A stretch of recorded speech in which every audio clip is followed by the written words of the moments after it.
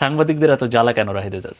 উনি বাংলাদেশি প্রথম অংশে বলেছেন, পরের অংশে যখন আবার বারবার এটা কোয়েশ্চেন করা হয় বারবার প্রশ্ন করা, তখন তিনি ওইটার একটা আইনমন্ত্রী আজকে একরকম বক্তব্য রেখেছেন, আবার প্রধানমন্ত্রীর তথ্য উপদেষ্টা তিনি একরকম বলেছেন, যেটাকে ক্যাজুয়ালি দেখা ভালো। প্রথম আলোতে একটা নিউজ হয় 2 দিন আগে যে একজন প্রতিমন্ত্রী হয়েছেন, তিনি কি তার দ্বৈত নাগরিকত্ব সারেন্ডার করেছেন কিনা বা ত্যাগ করেছেন কিনা, এই নিউজের জবাবে বা এরকম প্রশ্নের জবাবে ওই প্রতিমন্ত্রী অবশ্য বলেছেন যে সাংবাদিকদের এত জ্বালা কেন। তো প্রথম আলোতে যেহেতু আপনি আছেন, আপনার পত্রিকায় নিউজ হয়েছিল, সাংবাদিকদের এত জ্বালা কেন রাহিদে জাজ?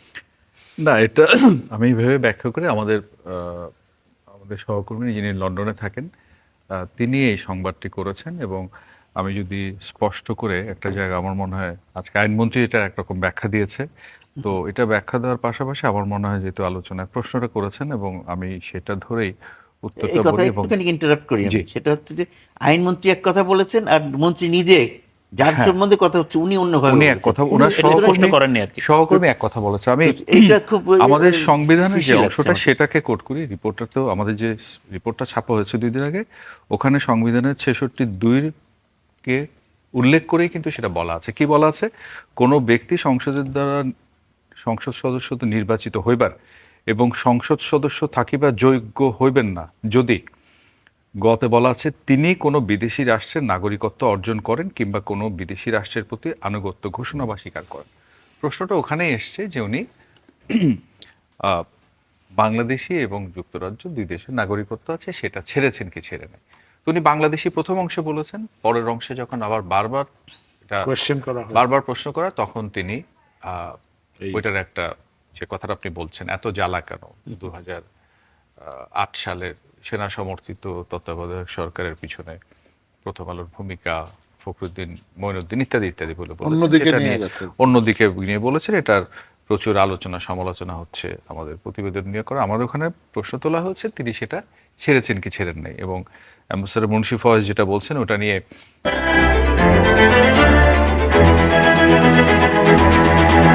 আইনমন্ত্রী আজকে একরকম বক্তব্য রেখেছেন, আবার প্রধানমন্ত্রীর তথ্য উপদেষ্টা তিনি একরকম বলেছেন, যেটাকে ক্যাজুয়ালি দেখা ভালো। আবার টিআইবি এটার ব্যাপারে একটা বিবৃতি দিয়েছে। এখন প্রশ্ন হচ্ছে ওই জায়গাতেই আসি, এবং টিআইবি যেটা বলছে, দেখুন 24-এর গণ অভ্যুত্থানের মধ্যে দিয়ে যে রাজনৈতিক পট পরিবর্তন হয়েছে, সেই পট পরিবর্তনের মূলে কি ছিল? মূল সুর ছিল যে চেঞ্জ, একটা পরিবর্তনটা কেন, মানবাধিকার, প্রশ্ন তোলা, জবাবদিহিতা, স্বচ্ছতা, এগুলাই তো তো একটা তো পরিবেশ তৈরি হয়েছে প্রশ্ন তোলা দায়বদ্ধতার জায়গায়। ইভেন আমি রোহিঙ্গা নিয়ে আসতে গেলে সেখানে এই কথাটা বলবো যে জাতীয় কিছু ইস্যুতে আমার মনে হয় আমাদের একটা ঐক্যমত্যের দরকার। Correct. রোহিঙ্গা ইস্যুর মতো তো বটেই, Correct. সংসদ আছে। আমি একটু আগে বলেছি 12ই জুলাই যে প্রজ্ঞাপন দিয়ে কমিটি করা হয়েছে, অবশ্যই সেখানে প্রণয়ন হবে, সেটা নিয়ে রাজনৈতিক পরিসরে আলোচনা হওয়া উচিত সংসদে, নাগরিকদের মধ্যে, আমার আপনার মধ্যে খুব খোলামেলা। Civil society. কারণ জি, এটা তো কোনো দলের ব্যক্তির না, এটা জাতীয় National issue. সংকট, আন্তর্জাতিক সংকট। তো আপনি আমাকে যে প্রশ্নটা করেছেন সে জায়গাতে আসে, আমরা সাংবাদিকতার জায়গা থেকে করেছি, কারো প্রতি বিরাগ অনুরাগ নয়। এবং আমি তো আপনাকে মানে সংবিধানের এটা আসলে 66 কোনো উদ্দেশ্য প্রণোদিত বা প্রণোদিত কোনো- নয়, সেটা তো জি। পরিষ্কার করে বলছি, এবং তিনি যা বলেছেন সেটা কিন্তু হুবহু আমরা তুলে ধরেছি। মূল কথা বলছিলাম যে ওই সময় পর থেকে সেই যে সেনা শাসনে যারা আছে, ধারণা করা হচ্ছিল তারা যদি ওখানে শাসনে থাকে, মিয়ানমারের তাদেরকে কখনো ফেরত নিবে না। এক্ষেত্রে একটা ধারণা করা হচ্ছিল যে যদি এই যে রাখাইনে আরাকান আর্মি আসলো, যখন আরাকান আর্মি দখলে নিল, একটা ধারণা করা হচ্ছিল বা একটা সম্ভাবনা তৈরি হতে পারে, আরাকান আর্মি হয়তো তাদের সেই Interested. ঘাটা বোঝে, তাদের এই দুঃখ বেদনা বোঝে রোহিঙ্গাদের, তারা হয়তো ফেরত নিতে পারলে, তাহলে এই আরাকান আর্মির সাথে বাংলাদেশের হয়তো সম্পর্ক থাকতে পারে ওই সময়। তো এটা আসলে সম্ভব হলো না কেন আপনার পর্যবেক্ষণে? থ্যাংক ইউ অ্যাম্বাসেডর ফয়েজ ভাই অ্যান্ড আপনাকে দর্শকদের। জি। মানে আমার একটা এক্সপিরিয়েন্স হয়েছিল, আমি আর্মিতে কমিশন 88-এ ঢুকেছি, 90-তে কমিশন, 92 সালে আমরা উইন্টার কালেকটিভ ট্রেনিং করছিলাম শীতকালীন ইয়াতে। ওখান থেকে আমরা যুদ্ধ করার জন্য উখিয়াতে যাই, যে সেকেন্ড ইয়াটা যেটা উনি বললেন। তো ওই সেকেন্ড ফেজটা আমি দেখেছি ওদের সাথে। তখন আমাদের বাংলাদেশের একটা যুদ্ধের প্রস্তুতি ছিল, আমাদের ইয়াং অফিসারদের মধ্যে, আমি একটু আগে ভাইকে বলছিলাম, বাজি লাগা হতো কত তাড়াতাড়ি আমরা আকিয়াব দখল করব, এয়ারফোর্সের অফিসাররা ইয়ে করছে। ওই মায়ানমার আর্মি, তখন মায়ানমার আর্মির discipline was like our, I would consider like Ansar and police, corrupted. They live on land, যেমন যেই জায়গায় থাকে ওই জায়গা থেকে ইয়া করে।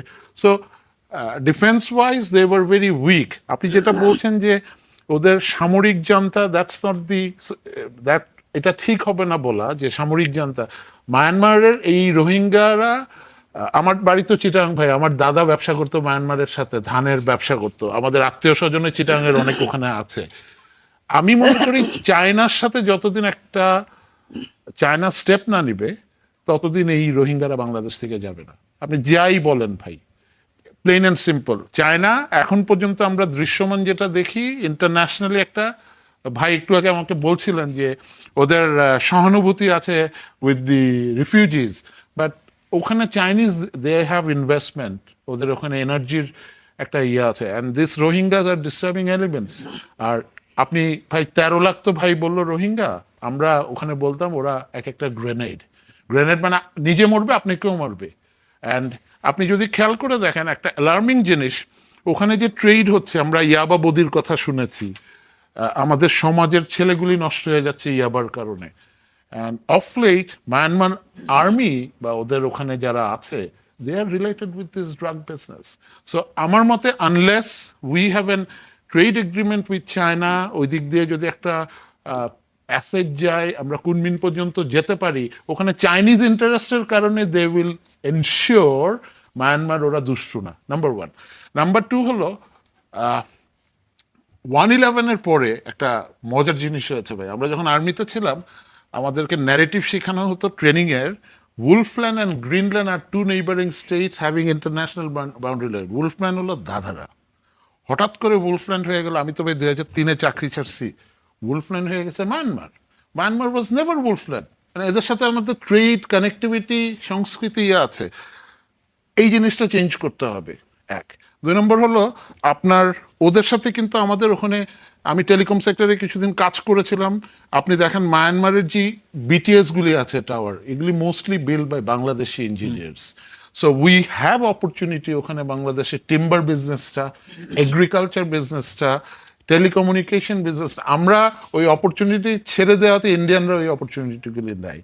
So my main point is, if we grow a trade relation with Myanmar and China, so তিনজনের ইন্টারেস্টে we will secure this path, এবং তখন রোহিঙ্গাদেরকে রিপাট্রিয়েট করা would be easier, এটা আমি মনে করি। আরেকটা জিনিস দেখেন ভাই, এনার্জি সিকিউরিটি, এনার্জি ইস্যু নিয়ে বাংলাদেশ অনেকটা বিগ ক্রাইসিসে ইয়ে করছে।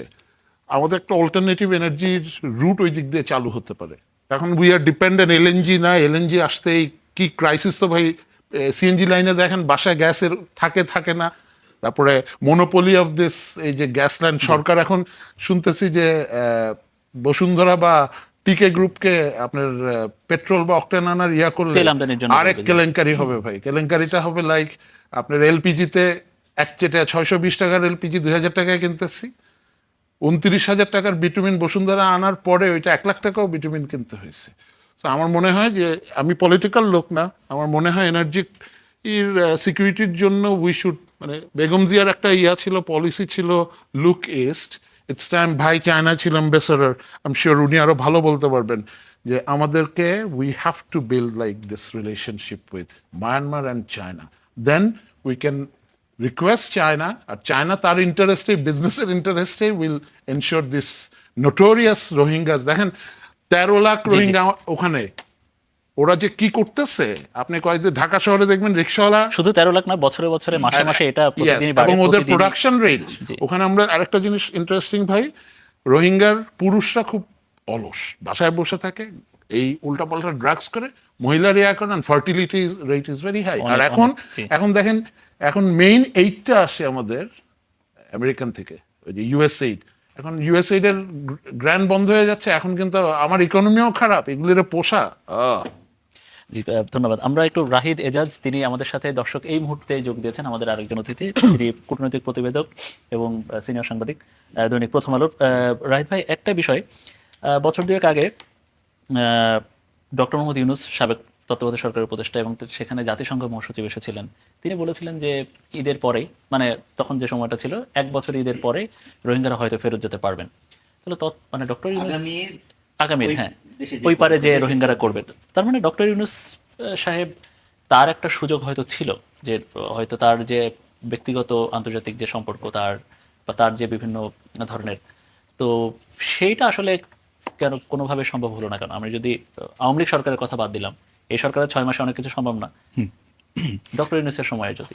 দেখুন, আমি জিনিসটার প্রতি তখনও ক্রিটিক্যাল ছিলাম, এখনও ক্রিটিক্যাল। প্রথম কথা আমি বলি, আমার যদি ভুল না করি, তিনি গত বছরের রোজার সময় গিয়ে একটা ইফতার করেছিলেন, এবং আমি যে ভাষায় কথা বলি উনিও ওই অঞ্চলের লোক, ওই ভাষায় কথা বলেন, ওই ভাষায় লোকাল ডায়ালেক্টসে বলেছিলেন যে তার সারমর্ম দ্বারায় 26-এর ঈদটা তারা গিয়ে রাখাইনে করবে।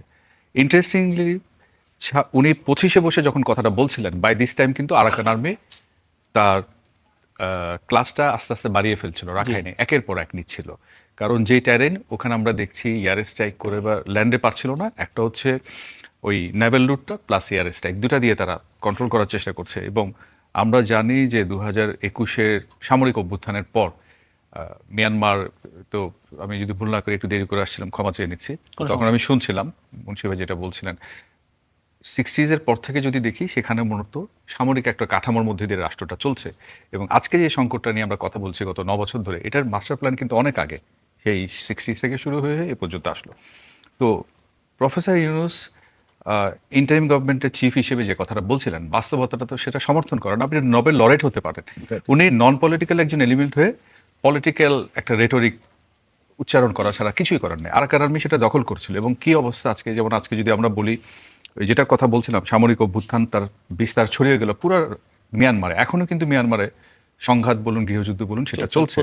তো রাখাইন যখন তাতমাদার হাত থেকে আরাকান আর্মির হাতে চলে গেছে, আপনি কোন যুক্তিতে কিভাবে বলেন যে আগামী ঈদ ওখানে করবেন? নাম্বার 1। নাম্বার 2 হচ্ছে মোস্ট ক্রুশিয়াল ইস্যু, যেখান থেকে তাদেরকে বিতাড়িত করা হচ্ছে বা মানচিত্র থেকে মুছে দেওয়া হয়েছে, সেটা তার জনপদ নেই, গ্যারিসনের মতো হয়ে গেছে, সেখানে স্ট্রাকচার তৈরি করা হয়েছে। তো এই রোহিঙ্গাদের একটা প্রতিনিধি দলকে পাঠানো হয়েছে, একাধিক দল, এটাও আমরা জানি। তারা গেছে, গো অ্যান্ড সি অ্যান্ড কাম, এবং এসে কি বলেছে, তাদের যে আকাঙ্ক্ষা ছিল ফিরে যাওয়ার, একটা ঘেটু বা আইডিপি যেটা আছে 12 সালের সংঘাতের পর হয়েছে, তাদেরকে নিয়ে কি আপনি আরেকটা ঘেটুর মধ্যে ঢুকাই দিবেন? এটা তারা কেন মেনে নেবে? এখানে খুব ভালো আছে সেটা যেমন না, কিন্তু ওইখানে গিয়ে কি হবে আমরা তো দেখছি। আজকে একটা আলোচনা আমি বলছিলাম, এই আরাকান আর্মি আসার পর থেকে প্লাস মাইনাস 1,40,000-এর বেশি রোহিঙ্গা আসছে, প্রতিদিন আসে। উনি ওনার অভিজ্ঞতার আলোকে বলছেন, আমরা যেহেতু ওই অঞ্চলের বুঝি, 17 বছর ধরে তো একটা কৃষ্টি ঐতিহ্য, একটা কানেকশন আছে। আমার একবারে মিয়ানমার যাওয়ার সুযোগ হয়েছিল 8 দিনের জন্য, এবং ওল ইয়াঙ্গুনে গিয়ে আমি দেখেছি সেই শরৎচন্দ্রের লেখায় বা অন্যান্য আমরা যে ক্রিয়েটিভ ওয়ার্কসের যা যা পেয়েছি তার মিল আছে, একটা মেলবন্ধন আছে ঠিক। কিন্তু তার চেয়ে বড় সংকট যেটা হয়তো পরের পর্বে বলতে পারবো, একটা প্রতিবেশী দেশ অন্য প্রতিবেশী দেশকে যখন মনে করে they are predominantly Muslim over crowded population, they have scarcity of land, one day they will grab our territory. আমি মিয়ানমারের পাঠ্যপুস্তকের রেফারেন্স দিয়ে বলছি, মানে তারা বাংলাদেশকে তারা এভাবে দেখে এবং সিকিউরিটি লেন্স দিয়ে দেখে, তারা প্রতিবেশী মনে করে না। তো সেই দেশে বামার এবং এই যে বামার সুপ্রিমেসি, আজকে যেটা সংঘাত হচ্ছে, এখানে বামারদের বিরুদ্ধে অন্যান্য জাতিগোষ্ঠীর সংঘাত। তো এমন একটা সংকটের মধ্যে আমরা রোহিঙ্গা সংকটের যে সমাধান খুঁজি, প্রত্যাবাসন বলে, সেটা কিন্তু সিঙ্গেল ট্র্যাকে করলে হবে। এই জিনিসটা আমাদের কিন্তু বুঝতে হবে 9 বছর পরে এসে। এবং এই কথাটা কিন্তু হয়তো আমরা তিনজনেই বলেছিলাম কোনো না কোনোভাবে, বিচ্ছিন্নভাবে, এবং এখনই সেটা ফলতে যাচ্ছে। আপনি এক কথায় শেষ করবো একটা লাইন দিয়ে, সামনের দিনগুলোতে short term, mid term, long term plan না করলে আমাদের কপালে কিন্তু খুব খারাপ আছে এই রোহিঙ্গা ক্রাইসিস নিয়ে। এখন এই আমি কিছুক্ষণ আগেও যেটা বলছিলাম যে জনাব আহমেদ ফেরদৌস, যে এখন আরাকান আর্মির মাধ্যমে তো আর কি কোনো সমাধান সম্ভব? আপনি যদি সামরিক দিক থেকেও দেখেন, যে কারণ তারা সেখানে সামরিকভাবেই দখল করতে যাচ্ছে। আমি সেখানে সামরিক ইয়েটা ভাইয়ের সাথে একটু অ্যাড করে বলি, ডোন্ট বি সারপ্রাইজড, আপনার কক্সেস বাজারের ওই অঞ্চলটা আরাকানরা এরা নিয়ে নেয়। Do not be surprise, because ওই জায়গাটা স্ট্র্যাটেজিক্যালি ভেরি ইম্পর্টেন্ট। ওই জায়গাটায় কিন্তু ভাই বলতে হয়তো ভুলে গেছে, আমাদের এই যে সমুদ্র বিজয়ের পরে দেখেন আমাদের অনেক খনিজ সম্পদ আছে, আমাদের প্রতিবেশী সকল সুপ্রতিবেশী ওখান থেকে তেল গ্যাস নিচ্ছে, মায়ানমার অলরেডি এক্সট্রাক্ট করেছে, আমরা তো ওখানে রেখে এখন এলএনজি বেসড এনার্জি পলিসি নিয়ে এখন হাহা করতেছি। ঠিক আছে, আমরা যখন 92-তে ওখানে যুদ্ধের জন্য যাই, কিছু ডিফিকাল্টি ফেস করেছিলাম, ওইটা আপনাদের জানা উচিত জাতির। লাইক আমাদের ওখানে তখন প্যাসেজ ছিল ভাই, ইফ ইউ রিমেম্বার, উনি ভালো জানবেন, কালুরঘাট ব্রিজ ক্রস করে যেতে হলো, তখন এই কর্ণফুলী ব্রিজ ছিল না। নতুন ব্রিজ ছিল না। Exactly, Kalurghat bridge tank move করার জন্য, লোড নেওয়ার জন্য অনেক পুরানো ব্রিজ, এটা ছিল না। তো এরপরে রামু ডিভিশন করা হয়েছে, আপনারা জানেন ওখানে, এবং এই ডিভিশনটা কেটার করা হয়েছে ওই ফ্রন্টটাকে কন্টেইন করার জন্য। আমি একটু আগে কিছু স্ট্যাটিস্টিক্স দিচ্ছিলাম, ডিভিশন ওয়াইজ স্ট্রেংথে ওই অন্যান্য বাংলাদেশের ডিভিশন থেকে রামু ডিভিশনের স্ট্রেংথ একটু বেশি। যেমন আগে চিটাং ডিভিশনে ধরেন 7টা ব্রিগেড ছিল হিল ট্র্যাক্স কভার করার জন্য, রামুতে ওরকম একটু বেশি। আমাদের ফাইটিং স্ট্রেংথ বেশি, but the problem we have, আপনার কোনো এয়ার ডিফেন্স নাই, আপনার কোনো ফাইটার এয়ারক্রাফট নাই। যেই মায়ানমার আর্মিকে নিয়ে আমরা হাসি তামাশা করতাম, এখন দে ক্যান স্ল্যাপ আস। এবং যে কোনো কারণে, রাজনৈতিক কারণে হোক আর যে কোনো কারণেই হোক, আমাদের এয়ার ডিফেন্সটার কেপেবিলিটি গ্রো করতে দেয়া হয় নাই। আমাদের ফাইটার এয়ারক্রাফটের, আমি তো আবার বলছি, ভাইয়ের সাথে তাল মিলিয়ে, উনি আমার দেশি probably Chatgaiya, I will not be surprised কক্সবাজারের ওই আপনার নিচের মাথাটা হাওয়া হয়ে যায়, ঠিক আছে? এবং এইটা, আর ভাই যেই কথাটা বলছে যে এই প্রবলেমগুলি বিচ্ছিন্নভাবে যদি অ্যাড্রেস করা হয়, it's not a single point. যদি কক্সবাজার, আপনি যে শঙ্কার কথা বলছেন, সেটা আসলে কিভাবে হবে? মানে এটা কি আরাকান আর্মির মাধ্যমে হতে পারে, নাকি রোহিঙ্গাদের মাধ্যমেই? 60s থেকে রোহিঙ্গারা একদিন ওখানে স্বাধীনতা ঘোষণা না করবে না, নাকি? রোহিঙ্গারা কথার কথা বললাম, আমি তারপরে ওদের প্রশ্নটা। প্রতি রেসপেক্ট রেখেই বলছি, আমাদের মুসলমান ভাই, ওরা শরণার্থী, এটা খুব নটোরিয়াস একটা পিপল। আমরা তো ওখানে ওদেরকে কন্টেইন করেছি, দেখেছি, এদেরকে ম্যানেজ করা ভাই ইটস টু টাফ। এরা মানে মোস্ট ইনডিসিপ্লিন একটা ঠিক আছে? আর wait there is quick money with drugs, ইয়াবা, ব্রাদার, মানি টক্স। আপনার আমার বুলিতে কোনো কাজ হবে না, ওখানে একটা বিগ ইকোনমি কাজ করে, বিগ ইকোনমি কাজ করে, ইন্টারন্যাশনাল একটা র্যাকেট আছে ওখানে। শুধু মানি না, ওখানে কিন্তু অস্ত্রেরও চালান হচ্ছে। দেশের আভ্যন্তরীণ নিরাপত্তার যদি সংকট হয়, ওই জায়গা থেকে আসবে। এখন আপনার প্রশ্নটার উত্তর দিই, ভাই বলুক, এরপরে উনি তো ইয়ে করবে, যে আরাকান আর্মি ভবিষ্যতে ওদের প্ল্যান যে এদেরকে মুসলমান, এদেরকে ওখানে ডাম্প করো, they don't belong to this Myanmar soil, ঠিক আছে? ডাম্প করলে কি হবে দেখেন, আমি একটা কথা বলবো, যে এটা আপনার শুনতে খারাপ লাগবে, আমি খুব ভাষায় বলছি, যে আমরা তখন করতাম কি জানেন, আরিফ ছিল Arakan Rohingya insurgent force, so আমরা ওদেরকে ট্রেন করে ইনফরমেশন কালেকশনের জন্য ওদেরকে পাঠাতাম, কারণ ওরা তো অপ্রেসড, লাইক 71-এ উই ওয়ার অপ্রেসড, ঠিক আছে? বাট 71-এ the reason we won against Pakistan is the people support, but ওরা unfortunately they will not have any support. এরা একটা অনেকে বলে অভিশপ্ত জাতি, বেইমান জাতি, which is maybe true. And I am concern about my national security এবং আমার ইকোনমি নিয়ে আই এম ভেরি কনসার্ন। ওই জায়গাটায় আপনি কিছু মনে করেন না, আমি অন্যভাবে বলি, if you go to Cox's Bazar, মানে মেজর, মানে ম্যাক্সিমাম নাম্বার অফ প্রস্টিটিউটস আর Rohingyas. This is very bad. আপনি কক্সবাজারে এই সামাজিক অবক্ষয়, একটা হলো ড্রাগস, ঠিক আছে, আর একটা হলো এই জিনিস, সব ধরনের সমস্যায় জর্জরিত আরেকটা হলো আসলে অস্ত্র। কক্সবাজার। জি, ভাই বলুন, উনিরা মুরব্বী মানুষ, অ্যাম্বাসেডর জি, আমি মানুষ, how we ঠিকই বলেছেন। address আমরা this issue? মুন্সি ফয়েজ আহমেদ আপনার কাছে আসছি। আপনি এর আগের কথা আপনি বলছিলেন যে সবচেয়ে বেশ কয়েকটা দোষ আছে রোহিঙ্গা যখন আসা শুরু করলো তার আগ থেকেই, যদিও এটা অনেক আগের থেকে ঐতিহাসিক একটা ব্যাপার হয়ে দাঁড়িয়েছে। তারপরেও আমি 16-17 ওই সময়টা যদি ধরি, আপনি বলছিলেন যে ওই সময় যে সরকার ছিল তাদের একটা দোষ ছিল। এখন ওই দোষটা আসলে কি ছিল, যে তাহলে না ঢুকতে দিলেই ভালো হইতো? আমি দোষ বলিনি, ব্যর্থতা বলেছি। ব্যর্থতা, কথার দুটোর মধ্যে একটু পার্থক্য আছে। দুঃখিত, ব্যর্থতাই। আমি বলছি যে তাদেরকে না ঢুকতে দিলেই ভালো হতো, নাকি সেই সরকার সেটা কি আসলে পারত কিনা? না ঢুকতে দেওয়াটা কি সম্ভব ছিল? অনেকে বলেন যে তখন না ঢুকতে দেওয়া ছিল, কিন্তু আসলে কি সেটা সম্ভব ছিল কন্টেইন করা? I am not very sure. এখন বিভিন্নজন বিভিন্নভাবে বলে, মনে করে যে আগের সরকার মনে করেছে যে না, এটা ঢুকলে আমরা আন্তর্জাতিক সাহায্য সহযোগিতা পাবো ইত্যাদি, অনেকে এটা বলে। আমি মনে করি যে সেটা সত্যি না। সেটার একটা ব্যাপার পরবর্তীতে ঘটেছে, যখন এসে পড়েছে। কিন্তু কে চায় নিজের বর্ডারের বাইরে থেকে লোকজন এসে পড়ুক? কেউ চায় না সেটা। কিন্তু তখন সেটা তারা, যে সরকার ছিল তখন, তারা ভেবেছে যে এটাকে কন্টেইন করা যাবে না, সেই জন্য আর ওই চেষ্টা বড় করে নাই। তারপরেও তো অনেকদিন পর্যন্ত তো ওই কাঁটাতারের বেড়ার ওই মাঝখানে, দুই পাশে কাঁটাতারের বেড়ার মাঝখানে অনেকেই থেকেছে। No man's land কিন্তু তাতে কি হয়েছে? তাতে কি ওটা বন্ধ হয়েছে? হয়নি। এখনো এই যে এখনো তো অন্য সরকার, এখনো আসছে, জি। এখনো তো প্রতিদিন 250 লোক আসছে, এরকম একটা হিসাব দেখলাম, সরকারি হিসাব, আমার হিসাব না, আমাদের প্রতিমন্ত্রীরা বলছেন।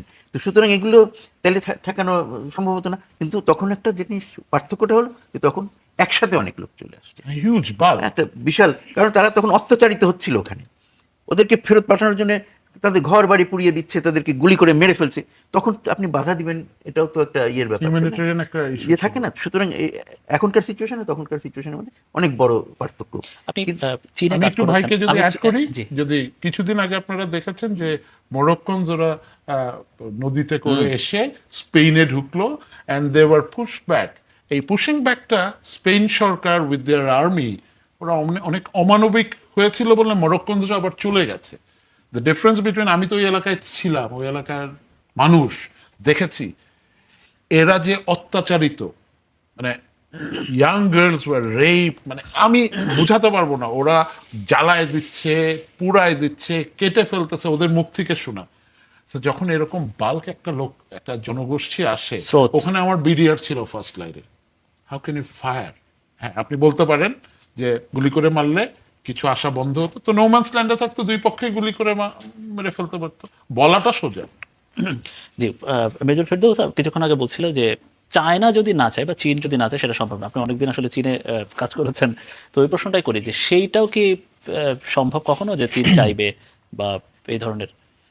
এইটার কথাটা আমরা আলাদা করে আলাপ করছিলাম, সেই জন্য তখন কথাটা হচ্ছে, ব্যাপারটা কি যে একমাত্র চীনকেই দেখা গেছে কিছুটা হলেও এ ব্যাপারে আগ্রহ দেখাতে। কেমন বিভিন্ন সময় তারা চেষ্টা করেছে কিভাবে দুই পক্ষের সাথে আলাপ করে জি। ফেরত পাঠানোর ব্যবস্থা করা যায়। অন্য কোনো দেশ কিন্তু সত্যি সত্যি কোনো রকমের আগ্রহ দেখায় না। আন্তর্জাতিক ইয়েতে বিভিন্ন সময় আলাপ আলোচনা হয়, সবাই বলে ও ইয়ের কথা, কিন্তু কাউকে কোনো স্টেপ নিতে দেখা যায়নি।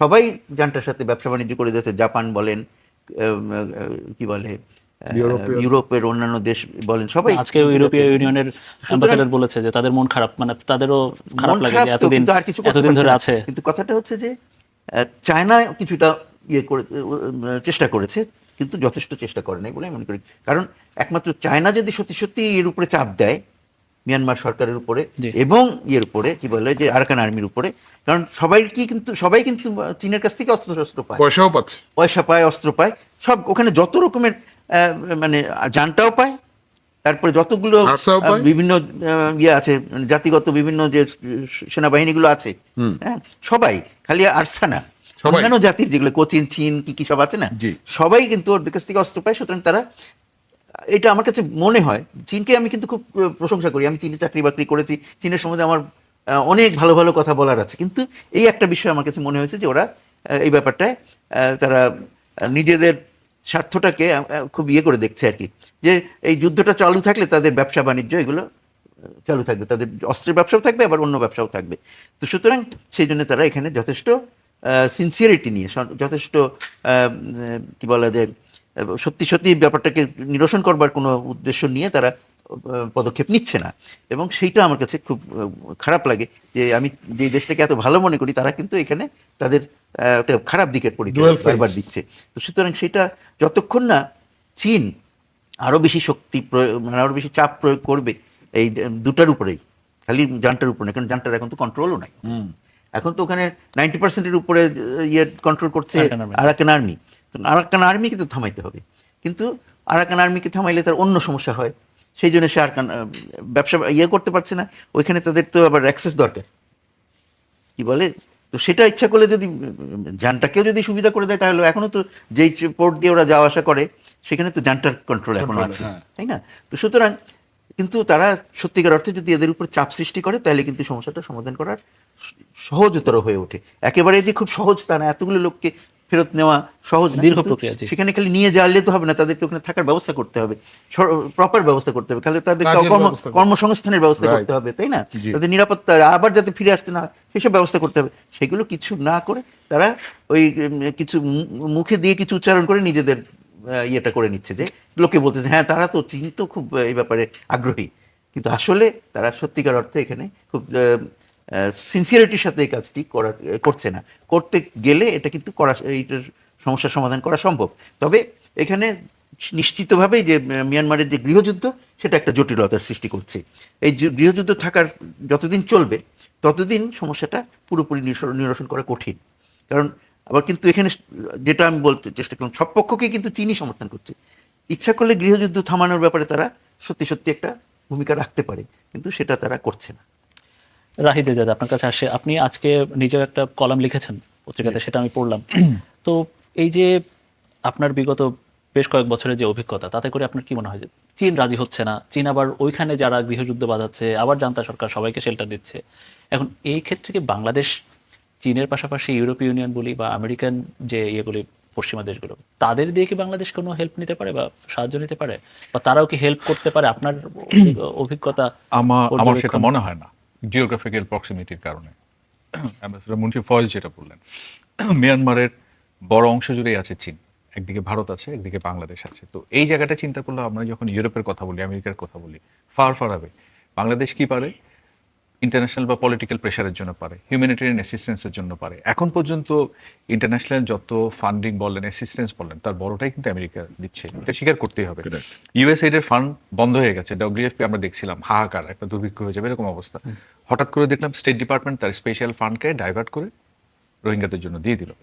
তো এখানে প্রথম, প্রধান এবং একমাত্র চীন ছাড়া অন্যদের বিরাট ভূমিকা আছে আমিও মনে করি না। আমি ওনার সাথে পুরোপুরি একমত, কিন্তু ওনার সাথে ওনার সাথে ডিফার করতে চাই। মেবি উনি সিনিয়র বলে চীন ভালো করছে না, ভালো আশা করেছিলেন, আমি এভাবে দেখি না। আমি হয়তো মাঠের রিপোর্টার হিসেবে ভেরি প্র্যাকটিক্যাল প্র্যাগমেটিক দেখি কি, উনি তো ফর্মার ডিপ্লোম্যাট, আরও বেশি ভালো বলতে পারবেন।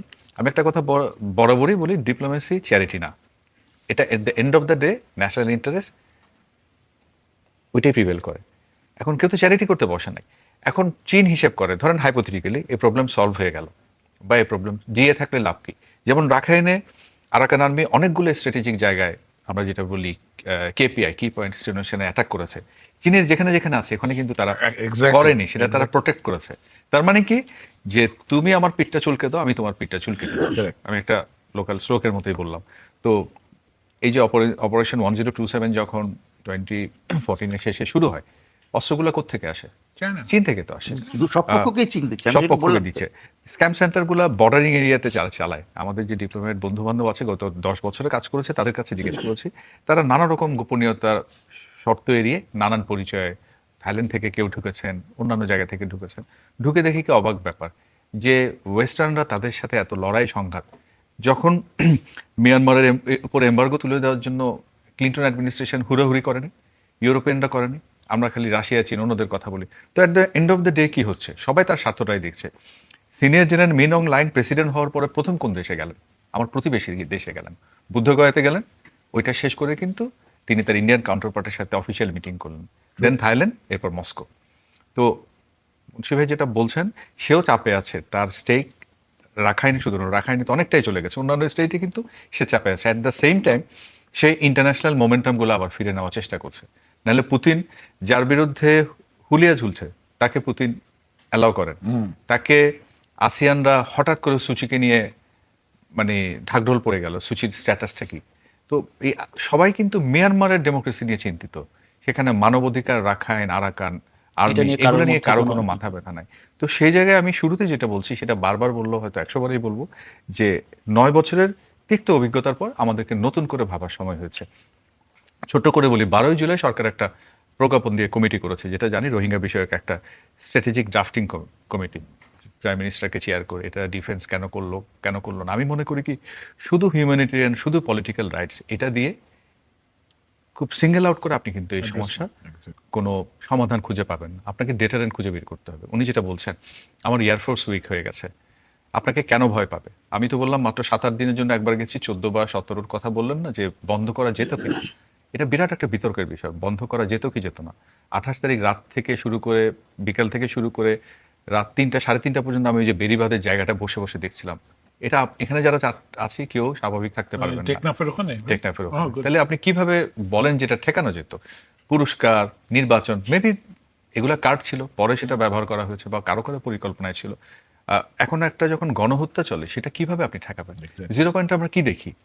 জিরো পয়েন্টে হাজার হাজার মানুষ। যখন দীপুমণি পার্লামেন্টে বক্তৃতা দিচ্ছিলেন যে আমরা বর্ডার সিল করে রেখেছি। ডেইলি স্টারের পরদিন ছবি, নাফ নদী, একটা সদ্য প্রসূত শিশু। অথচ উনি যখন বলছিলেন তখনও কিন্তু বাংলাদেশ উদার চিত্তে ওষুধ, খাবার, কাপড় চোপড় 0 পয়েন্টে গিয়ে দিয়েছে। তাহলে আপনি পার্লামেন্টে কেন স্টেটমেন্ট দিচ্ছেন? আপনি না বাংলাদেশ তো মোর হসপিটেবল নেশন, এবং এই হসপিটালিটি দেখাতে গিয়েই আজকে 13, 14, 15 লাখের চাপটা আমার উপরে এসে পড়েছে। ওনারা যে ক্রাইসিসগুলো বললেন, সিকিউরিটি ক্রাইসিস, সোসাইটাল চেঞ্জ হয়ে গেছে।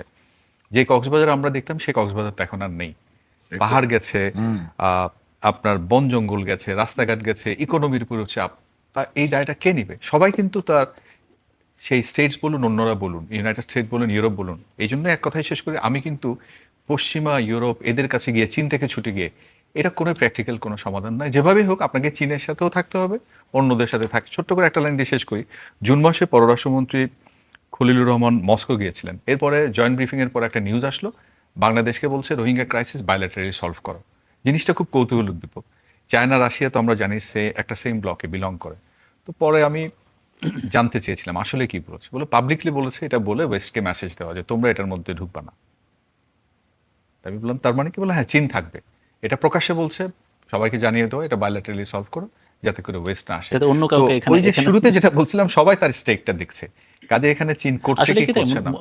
মুশফিক ভাই স্যার, মানে এটি শুধুমাত্র আমরা যদি বলি যে ব্যবসায়িকভাবে বা অর্থনৈতিক দিয়ে দিয়ে শুধু লাভবান, মানে চীন কি লাভবান এখানে রোহিঙ্গা এই সংকটের কারণে বা রোহিঙ্গারা এত বাংলাদেশের ঢুকে যাওয়ার কারণে? এটা অন্য দেশগুলো কি এতে তাদের কোনো লাভ আছে কিনা, লাভবান হচ্ছে কিনা?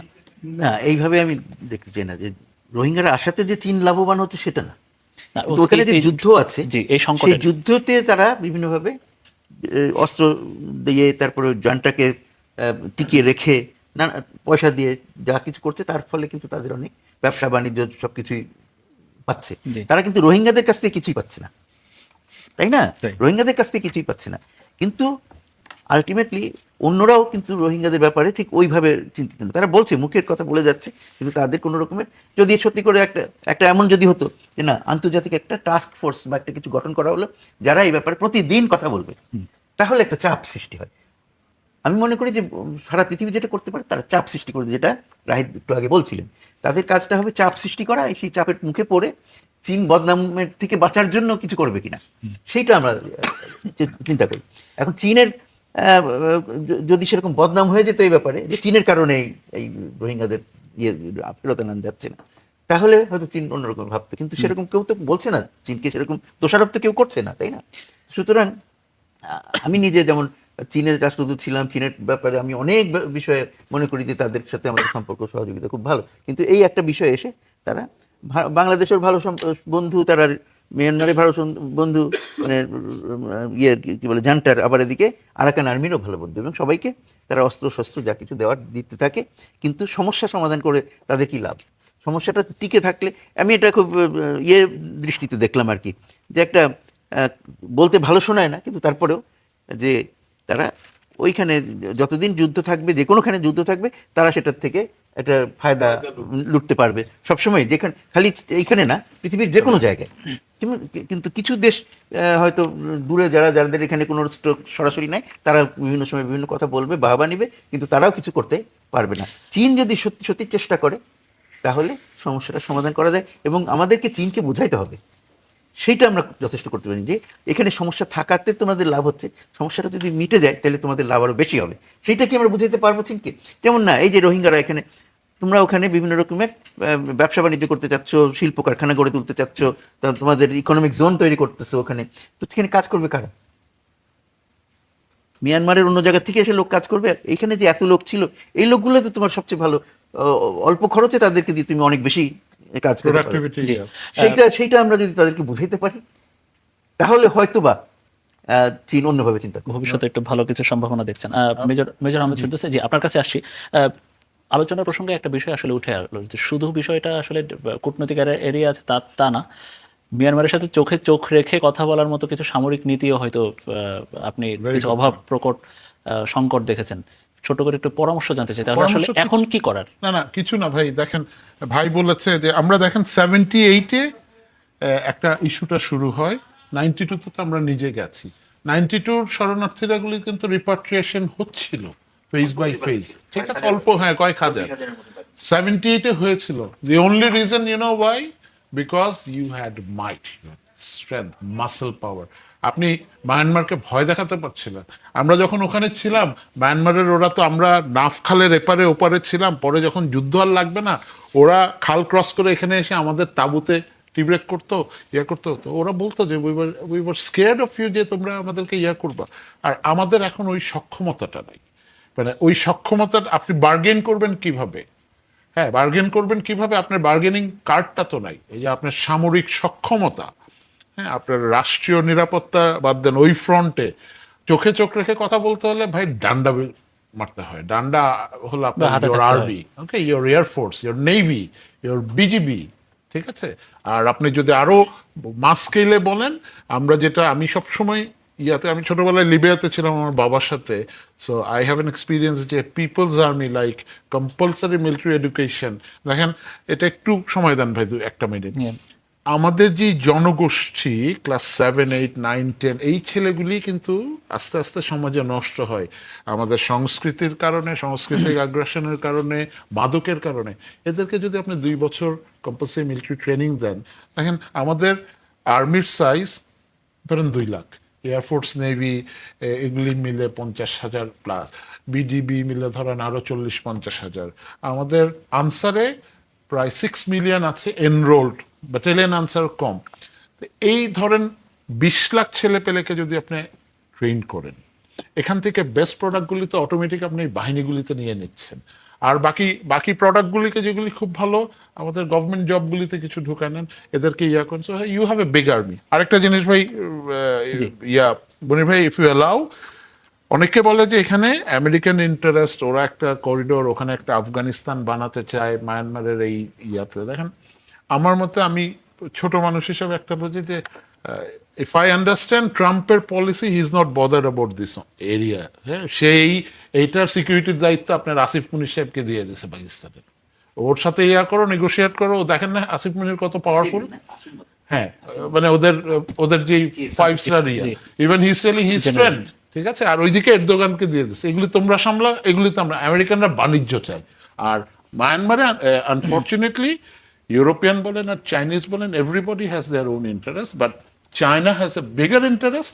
এখন চায়নাকে যদি বাংলাদেশ রাজি করাতে পারে, the way he was telling, যে তুমি এখানে your investment is secure, corridor হবে, কানেক্টিভিটি হবে, তোমার সাথে একটা বিরাট সিল্ক রোড হবে, আদারওয়াইজ বিলিভ ইন মি, এই রোহিঙ্গাদেরকে আপনাকে নিয়ে পুষতে হবে। আমার নাতিরা ওদের সাথে করবে। আমি একটু ফ্রাস্ট্রেটেড যে ভাই যেমন বলছিল 9 বছর ধরে আমরা একই কথা বলে আসছি, আমরা তো ওখানে করেছি। It's time that we take cognizance এই ইস্যুটাকে। এইভাবে খাপ ছাড়া, ভাই একটা কমিটির কথা বলছে, I strongly agree with him যে this is not the right approach. জি, রাহিদ এজাজ, আপনাকে পেয়েছি আসলে একটা বিষয়, যেহেতু আমরা আন্তর্জাতিক অঙ্গন নিয়ে কথা বলছি, এই বিষয়টাও মোটামুটি আন্তর্জাতিকই। দ্বৈত মন্ত্রী প্রতিমন্ত্রীদের দ্বৈত নাগরিকত্ব নিয়ে একটা প্রসঙ্গ এখন খুব খুব খুব আলোচিত। বিশেষ করে আমি রাহিদ এজাজকে এই প্রশ্নটা করছি কেন, প্রথম আলোতে একটা নিউজ হয় 2 দিন আগে, যে একজন প্রতিমন্ত্রী হয়েছেন, তিনি কি তার দ্বৈত নাগরিকত্ব সারেন্ডার করেছেন কিনা, বা ত্যাগ করেছেন কিনা। এই নিউজের জবাবে বা এরকম প্রশ্নের জবাবে ওই প্রতিমন্ত্রী অবশ্য বলেছেন যে সাংবাদিকদের এত জ্বালা কেন। তো প্রথম আলোতে যেহেতু আপনি আছেন, আপনার পত্রিকায় নিউজ হয়েছিল, সাংবাদিকদের এত জ্বালা কেন রাহিদ এজাজ?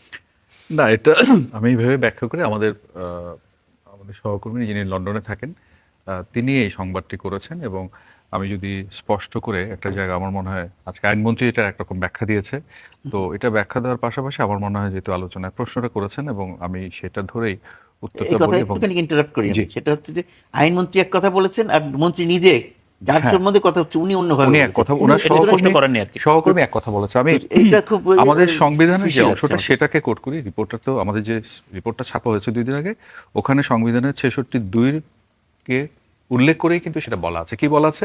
কোনো ব্যক্তি সংসদের দ্বারা সংসদ সদস্য নির্বাচিত হইবার এবং সংসদ সদস্য থাকিবার যোগ্য হইবেন না যদি গতে বলা আছে তিনি কোনো বিদেশি রাষ্ট্রের নাগরিকত্ব অর্জন করেন কিংবা কোনো বিদেশি রাষ্ট্রের প্রতি আনুগত্য ঘোষণা বা স্বীকার করেন। প্রশ্নটা ওখানেই এসছে যে উনি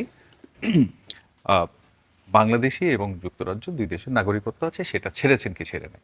তো উনি বাংলাদেশি প্রথম অংশে বলেছেন, পরের অংশে যখন আবার বারবার প্রশ্ন করা, তখন তিনি ওইটার একটা যে কথাটা আপনি বলছেন, এত জ্বালা কেন 2008 সালের সেনা সমর্থিত তত্ত্বাবধায়ক সরকারের পিছনে প্রথম আলোর ভূমিকা, ফখরুদ্দিন, মঈনুদ্দিন ইত্যাদি ইত্যাদি বলে বলেছেন, অন্যদিকে যেটা নিয়ে নিয়ে গেছে। অন্যদিকে নিয়ে বলেছেন। এটার প্রচুর আলোচনা সমালোচনা হচ্ছে আমাদের প্রতিবেদন নিয়ে করা। আমার ওখানে প্রশ্ন তোলা হচ্ছে তিনি সেটা ছেড়েছেন কি ছেড়েন নাই, এবং অ্যাম্বাসেডর মুন্সি ফয়েজ যেটা বলছেন ওটা নিয়ে আইনমন্ত্রী আজকে একরকম বক্তব্য রেখেছেন, আবার প্রধানমন্ত্রীর তথ্য উপদেষ্টা তিনি একরকম বলেছেন, যেটাকে ক্যাজুয়ালি দেখা ভালো।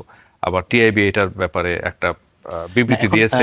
এখন প্রশ্ন হচ্ছে ওই জায়গাতেই আসি, এবং টিআইবি যেটা বলছে, দেখুন 24-এর গণ অভ্যুত্থানের মধ্যে দিয়ে যে রাজনৈতিক পট পরিবর্তন হয়েছে, সেই পট পরিবর্তনের মূলে কি ছিল? মূল সুর ছিল যে চেঞ্জ, একটা পরিবর্তনটা কেন, মানবাধিকার, প্রশ্ন তোলা, জবাবদিহিতা, স্বচ্ছতা, এগুলাই তো একটা তো পরিবেশ তৈরি হয়েছে প্রশ্ন তোলা দায়বদ্ধতার জায়গায়। ইভেন আমি রোহিঙ্গা নিয়ে আসতে গেলে সেখানে এই কথাটা বলবো যে জাতীয় কিছু ইস্যুতে আমার মনে হয় আমাদের একটা ঐক্যমত দরকার। রোহিঙ্গা ইস্যুর মতো তো বটেই, সংসদ আছে।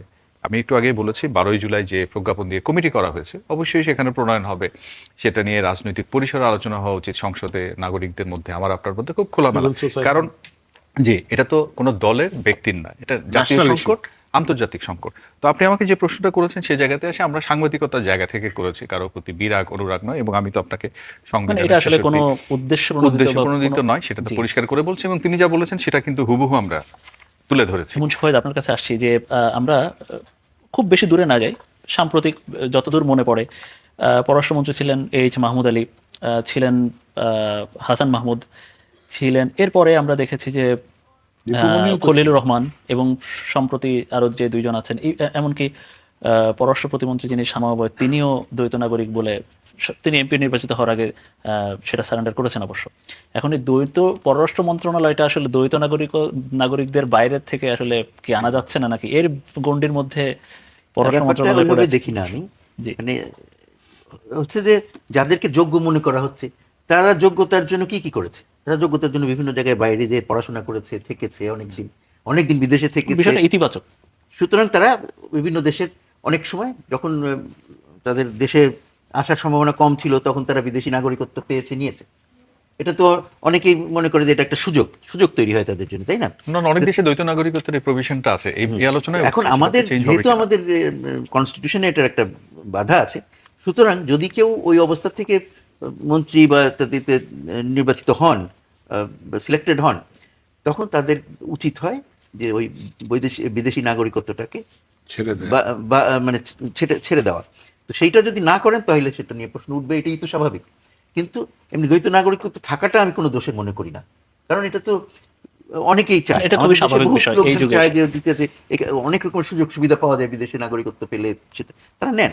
কিন্তু যখন তারা আবার এখানে মন্ত্রী হবেন তখন Policy তাদেরকে making এ যাবে। ওইখানে তখন অন্তত তাকে ওটা ছাড়তে হবে, এটাই আমি মনে করি। এবং সেইটা যদি না হয় তখন প্রশ্ন তোলাটাই খুব স্বাভাবিক। যে আমরা রোহিঙ্গা ইস্যুতে কথা বলছিলাম, আমরা একটা অন্য প্রসঙ্গে গিয়েছিলাম। একটু বলি যে পিপল, আমি তো টিভি দেখি বা ইয়া, যে একটা এক্সাম্পল দেয়, হোয়াট ইজ আলী রিয়াজ সাহেব, তারপরে লুৎফে সিদ্দিকী, দে আর গন, কাজ শেষ, এখন খুঁজে পাবেন না, জবাবদিহিতা পাবেন না। সো আমি একটা মন্ত্রী বা পজিশন হোল্ড করছি, দেশের একটা মন্ত্রী, এবং পররাষ্ট্র মন্ত্রণালয় is an important yeah, we have to keep people যারা নাকি দে আর কমিটেড। এখন কমিটমেন্টের জায়গাটায় ভাই যেটা বলেছে, আমার যদি আরেক পা বাইরে থাকে, আমার এখানে বিপদ হলে তো ভাই ইটস অটোমেটিক আমি কাট মারবো, যেটা এই দুইটা নাম বললাম ওরা আছে। সো আমি তো রাজনীতি করি না, আমি ওনাকে রিকোয়েস্ট করবো, যিনি দ্বৈত নাগরিক বলছে সাংবাদিকদের এত কেন, ওনাকে বাংলাদেশি হিসাবে রিকোয়েস্ট করবো, you should surrender your British passport and you should feel proud যে বাংলাদেশের আপনি পররাষ্ট্রমন্ত্রী, প্রতিমন্ত্রী। এগুলোর ব্যাপারে একটু জিনিস, যে যারা ওই পর্যন্ত পৌঁছেছেন তাদের তো অনেকের সাথে পরিচয় আছে, অনেক আছে, রিচ আছে। এখন উনি যেমন ধরি একজন ব্রিটিশ নাগরিক, তিনি ব্রিটিশ অনেক উচ্চ লেভেলে তার যোগাযোগ আছে, তাদের কারোর সাথে আলাপ আলোচনা করে যতদিন আমি এখানে মন্ত্রী থাকবো আমার এটা তোমরা নিয়ে যাও, হ্যাঁ, তারপরে আবার উনি চাইলে ফেরত পাবেন, আমার ধারণা দিয়ে সেটা সম্ভব। তো সুতরাং এটা নিয়ে এত ভয় পাওয়ার কিছু নাই, কিন্তু তাদের কমিটমেন্ট দেখানোর জন্য হইলেও তাদেরকে টেম্পোরারিলি হইলেও টানে না। ফার্স্ট ভাই, আমি একটা জিনিস দেখি, আমাদের যখন সেনা প্রধান ছিলেন general Aziz, many of the officers lost their job আর্মিতে because of dual citizenship, they were given chance. তবে একজন সেনা প্রধান হয়েছিলেন যার দ্বৈত নাগরিকত্ব ছিল, কার কথা বলছেন? নামটা মনে আসতেছে না, বেশ অনেক আগে। আচ্ছা, হ্যাঁ আমি 2002 এই সময় ওই সময় মানে আমরা জানি বলে বলছি, দেবার গিভেন অপশন, 92 আইদার তুমি থেকে। ক্যানাডিয়ান পাসপোর্ট ইয়া করো আর চাকরি করো, big senior officers, major generals, brigadiers, because এটা একটা কমিটমেন্টের বিষয় ভাই, ন্যাশনাল ইয়াতে একটা কমিটমেন্টের। একজনকে জার্মানি না কোথা থেকে নিয়ে আসা হয়েছিল, তারপরে ভুলে গেছি আমি নামটা। আপনি একটা প্রশ্ন করছেন। না, আমি একদম 1 মিনিট আপনার কাছে রোহিঙ্গা ইস্যুতে এখন ইয়ে করতে চাই। এখন যেহেতু সামরিক সক্ষমতা সেটা একটা সময় সাপেক্ষ ব্যাপার, রোহিঙ্গা নিয়েও খুব দ্রুত সমাধান সেটা ইয়ে করা যাচ্ছে না এখন। তাহলে সমাধান বলতে প্রতিদিন তো আসছে 500, 600, 1000, 2000 প্রতিদিন করে আসছে। এখন তাহলে কি সেখানে জরুরি ভিত্তিতে একটা কি কাঁটাতারের বেড়া নির্মাণ করার সমাধান? Of course, না, এখন দেখেন ভাই আপনি আমি 1 মিনিটে একটা আচ্ছা, শেষ আপনি করবো, আমার সামরিক একটা সক্ষমতা সময়ের ব্যাপার না। You just buy air defence, government decision নেক, আর ফাইটার এয়ারক্রাফটের এই জেটেনসি বা পাকিস্তান থেকে বলেন বা এখান থেকে বলেন, উই নিড দিস থিং, এটা একটা সিদ্ধান্তের ব্যাপার। এটা ইউনুস গভর্নমেন্ট সাহেব অনেক আগিয়ে গিয়েছিলেন। আর আপনি এখন যেটা বলছেন, yeah it's a very good yeah, আপনি ওখানে ভাই মানুষ আসতেছে, ছোট বাচ্চারা আসতেছে, বুড়িরা আসতেছে, আপনি তো মানবিক কারণে ওদেরকে গুলি করতে পারবেন না। তো কাঁটাতারটা দেয়া থাকলে দেয়ার ইজ এন অবস্ট্রাকশন। এটা ছাড়া ভাই, আর চায়নার পজিটিভ ইন্টারভেনশন, ওই লোক দেখানো ধরি মাছ নাচুই পানির রোল ছাড়া, চায়নাকে পারবেনও না, দে আন্ডারস্ট্যান্ড বিজনেস। ওদেরকে বুঝাইতে হবে ভাই তোর ব্যবসা এখানে আছে, এই জন্য তুই এটা কর, তুই ব্যবসা নে, লোকজন ইয়া কর, ইন্ডাস্ট্রি কর, এটা আস্তে আস্তে তখন তার ইন্টারেস্টেই সে করবে। এছাড়া আমি সম্ভাবনা দেখি না ভাই।